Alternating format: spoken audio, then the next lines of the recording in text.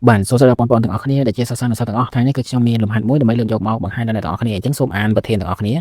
គេមានសមីការ x ការ៉េបូក x បូក1ស្មើនឹង0គេឲ្យចូលគណនា a ស្មើនឹង x ស្វ័យគុណ2028បូកជាមួយនឹង1ចែក x ស្វ័យគុណ2028អញ្ចឹងអ្នកទាំងអស់គ្នាដាក់ប្រធានរបស់យើងដើមសិនមកណាអញ្ចឹងគេមានអីចឹងទៅណាអញ្ចឹងគេមាន x ការ៉េបូកឲ្យ x បូកឲ្យ1ស្មើ0អញ្ចឹងអ្នកទាំងអស់គ្នាអាប្រធានដើមនេះហើយដែលនាំវាទៅរកអាចចម្លើយ a នេះអញ្ចឹងបើសិនជាយើងញែក x ការ៉េនិង x គឺមិនអាចទេដោយសារអីវាមាន3តួអ្នកទាំងអស់គ្នាតួទី1គឺតួ x ការ៉េតួទី2គឺតួ x តួទី3គឺតួចំនួនថេមួយណាបើសិនជា2តួយើងអាចញែកវាបានណាប៉ុន្តែ3តួយើងមិនអាចញែកបានទេអញ្ចឹងអ្នកទាំងអស់គ្នាគិតបន្តិចមើលតើយើងមានវិធីសាស្ត្រអីដើម្បីដោះវាបានអញ្ចឹងឥឡូវខ្ញុំសុំគុណវាជាមួយនឹងអក្សរ x ណាគុណអង្គសងខាងនឹង x អញ្ចឹងបើសិនជាគុណអង្គសងខាងនឹង x ឥឡូវយើងដាក់ចេះសិនមកអញ្ចឹងគុណអង្គសងខាងនឹង x វាទៅជា x កតា x ការ៉េបូកឲ្យ x បូកឲ្យ1ហើយស្មើ0អញ្ចឹងបន្តមកទៀតយើងគុណដោយថ្នាក់ទី9ធម្មតាទៅអ្នកនរគ្នានេះថ្នាក់ទី9គុណឲ្យគ្រប់តួណាអញ្ចឹងកាលណាខ្ញុំគូព្រួយប៉ុណ្ណេះអ្នកនរគ្នាត្រូវតែគុណឲ្យបានណាអ្នកនរគ្នាអញ្ចឹងខ្ញុំគុណឲ្យវាទៅជាអី x គីប x គីបណាគុណបន្តទៀតគឺ x ការ៉េគុណបន្តទៀតគឺ x អញ្ចឹងអ្នកនរគ្នាដោយសារតម្លៃវា x ទាំងអស់យើងត្រូវការអីយើងត្រូវការចំនួនថេដើម្បីយកមកបង្កត់ឲ្យដូចប្រធានដើមរបស់គេនេះសួរថាបង្កត់ដើម្បីអីដើម្បីឲ្យវានេះវាស្មើ x ស្មើ0មិនអញ្ចឹងកាលណាយើងមានមកកណាស់ទេយើងមិនអាចធ្វើវាចេញទេអញ្ចឹងយើងថែមឲ្យគេណាអញ្ចឹងយើងអាចថែមបូក1ទៅកាលណាថែមវាលើសកន្សោមបេក្ខនិតរបស់គេហើយយើងដក1ចេញវិញណាអញ្ចឹង1ចេញវិញអញ្ចឹងបន្តមកទៀតអ្នកនរគ្នាយើងអាចដាក់សរសេរធម្មតាសិនវាទៅជា x គីបបូកឲ្យ x ការ៉េបូកឲ្យ x បូកឲ្យ1អញ្ចឹងស្មើអញ្ចឹងអានេះដកលើកទៅអង្គទី2វាទៅជាបូកណាប៉ុណ្ណឹងហើយអានេះជាអីគេនេះអាប៉ុណ្ណេះជាអីគេអ្នកនរគ្នាអានឹងវាជានេះអាតួដើមអញ្ចឹងអាតួដើមស្មើគេស្មើ0ណាអញ្ចឹងចំនួនវាដោយត្រង់ហ្នឹងគឺលេខ0ណាអញ្ចឹងអ្នកនរគ្នាកុំឆ្ងល់ហេតុអីតែវាបាត់ទៅណាហ្នឹងអញ្ចឹងវាទៅជាអី x គីបឥឡូវយើងទៅសេសម្រាយដើម្បីឲ្យយល់ទៅ x គីប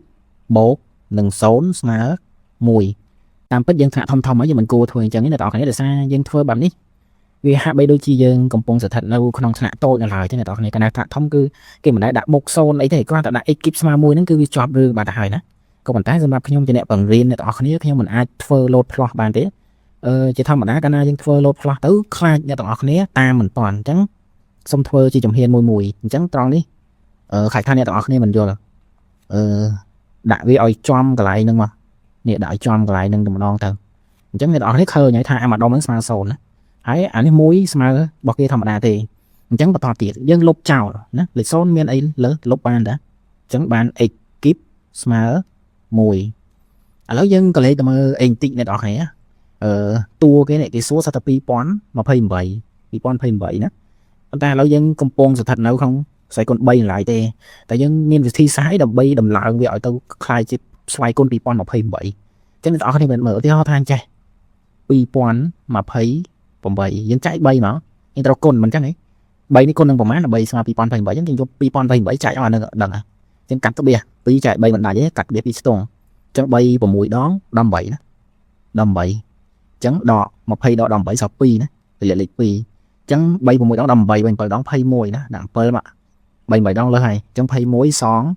22សល់ប៉ុន្មានសល់1អញ្ចឹងតម្លាក់8ចុះ3 6ដង18ណាអញ្ចឹង18សង18 0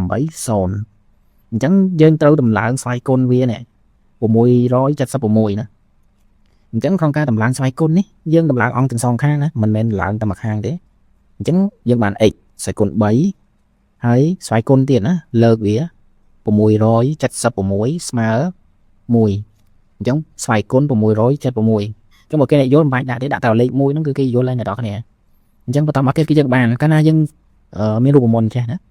a សេគុណ n ហើយគ្របដណ្ដប់ដោយសេគុណ m អញ្ចឹងយើងបាន a សេគុណ n m អញ្ចឹងយកអាពីរអ្នកនេះគុណគ្នាអញ្ចឹងមានន័យថាអា2028គុណ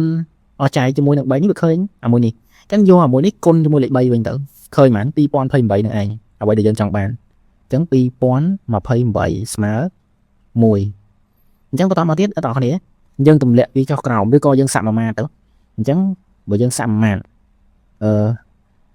ឬក៏យើងអាចនិយាយថាចែកអង្គសងខាងនឹង x ស្វ័យគុណ ចឹងកាលណាចាយទៅអានេះសល់1មិនចឹងទេហើយអានេះវាទៅជា1ចាយឲ្យ x ស្វ័យគុណ2028ចឹងអានេះយើង note ផងអានេះដាក់1ចឹងទៅអានេះដាក់2ចឹងទៅអញ្ចឹងបន្តមកទៀតអ្នកនរគ្នាយើងយកប្រាប់គេបន្តិចមកយក1បូកឲ្យ2អញ្ចឹងគេបានអីx ស្វ័យគុណ2028បូកឲ្យ1ចែក x ស្វ័យគុណ2028អញ្ចឹងអាទី1នេះក៏ស្មើ1ដែរអាទី2ក៏ស្មើ1ប៉ុណ្ណឹងអញ្ចឹងបន្តមកអានេះស្មើអីអាម្ដុំធំហ្នឹង